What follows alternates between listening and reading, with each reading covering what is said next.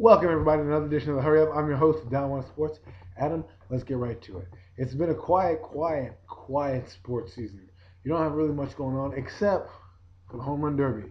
Now, the Home Run Derby is great.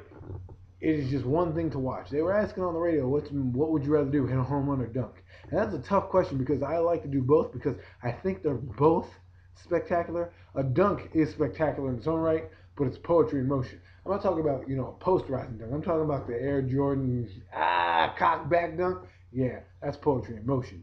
But it's not. If you ever go into the driving range, you knock one of them golf balls, 200 like 20 feet.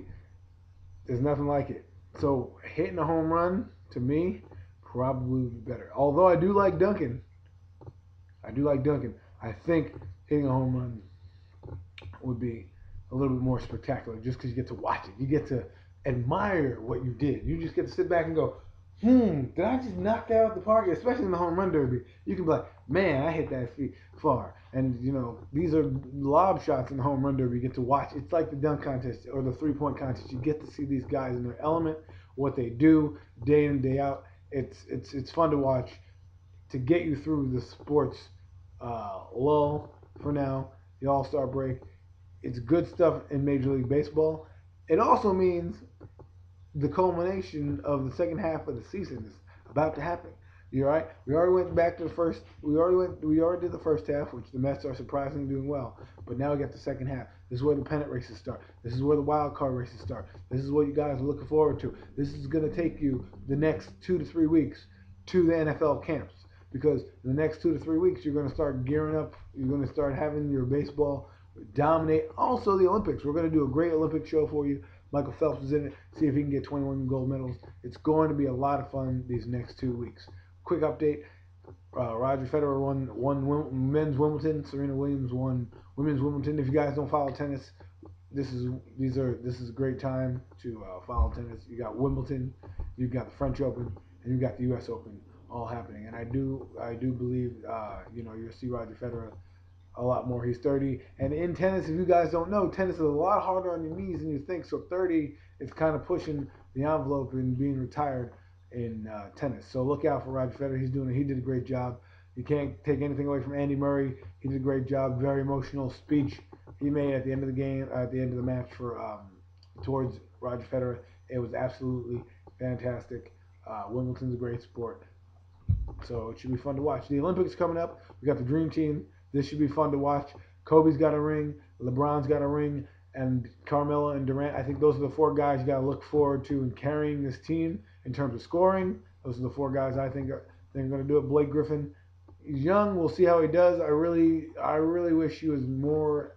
I wouldn't say on the Olympic team. Maybe he can develop his game a little bit. Hopefully, you get to see guys develop their game a little bit in the Olympics. But they're not with their teams. I'd rather have Blake in his gym working on specific moves rather than in the Olympics. But hey, you don't get that many chances to represent your country, so take that chance and run with it. Kevin Love, they were talking about in the NBA.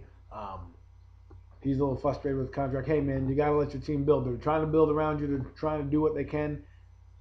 Give it time. I know Kevin Love is a little disappointed, but I'm sure this year it's gonna pay off. Just keep hitting that. Keep your head up, and things will turn around for Minnesota. I think they got a nice young nucleus. Ricky Rubio. They're gonna have Chase Budinger. They got Kevin Love. They're gonna put some other pieces around. I think they'll be competitive. I think they'll be fun. I think they got a good coach in Rick Adelman who can get them to become a winning program. He's turned around many franchises. I think he can do this. Being that we're in the NBA brings us to the Dwight Howard news. To me, Dwight Howard's gonna be a net. There's just nothing to it. The thing about it is Orlando has redone everything there, from the front office to the head coach. Everything they've redone, and when you redo the show, there's going to be a lot of ad-libbing that they're going to be doing. So basically what's going to happen to me is they're going to get rid of Dwight Howard there. I'd rather get rid of him sooner rather than later. Why strap him right now? He already doesn't want to play for you guys. He already feels like the Orlando Magic have done him dirty now. We'll never know the details of that situation. And he's going to come to Brooklyn. And he's going to have a great nucleus. Don't get it wrong. The Brooklyn Nets, that's right, the Brooklyn Nets have a good team on there. With Joe Johnson, Gerald Wallace, and Deron Williams, and even Marshawn Brooks and Brook Lopez, if they don't trade any of those guys, they have a good squad. They don't have a championship squad if they bring it into Dwight Howard, but they'll have a good squad that'll at least be competitive, at least sell tickets, and at least get a little buzz in Brooklyn golf. But if they get Dwight Howard, the Nets will be in perfect shape. I like what they've done this offseason to generate some hype for their team because that's what they need. They need hype. They're going to Brooklyn. They need hype. That's what they're doing. They're hyping their team up. I'm hyped up. It's going to be great basketball in the New York City area. It's going to be a great rivalry. I'm telling you, it's going to bring this rivalry in the New York area is going to be fantastic. New York against Manhattan is Brooklyn against Manhattan, one of the five boroughs going at it, is going to be fantastic. Even better, that's right, even better than the Yankees-Mets series because these guys are going to be playing for positions. You know, they'll be playing each other. You don't have to wait to the World Series to see these guys. You can see these guys in the playoffs ruin their season. You know what I mean? This is going to be epic. They're going to be playing every year. You should watch it. Brooklyn Nets, I'm calling it out here right now, barring injuries, will be at least the 5th seed in the playoffs. It isn't that much, but considering where they came from the last 2 years, if they get Dwight Howard, I'm going to go and say as high as the 3rd seed. That's right. Even though Boston has done a lot, I think right now the top 2 teams in the NBA in the Eastern Conference are Miami and Boston.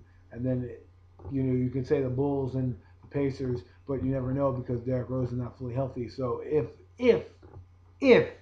Brooklyn gets Dwight Howard, I can kick them up into the top 4 in the NBA. That's right. You heard it here first. You're down One Sports. You got it here first.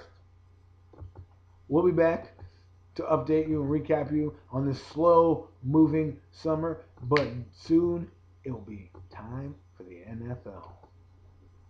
Hope you're ready. Fantasy football right around the corner. Get your popcorn ready. Thank you, T.O. I'm out.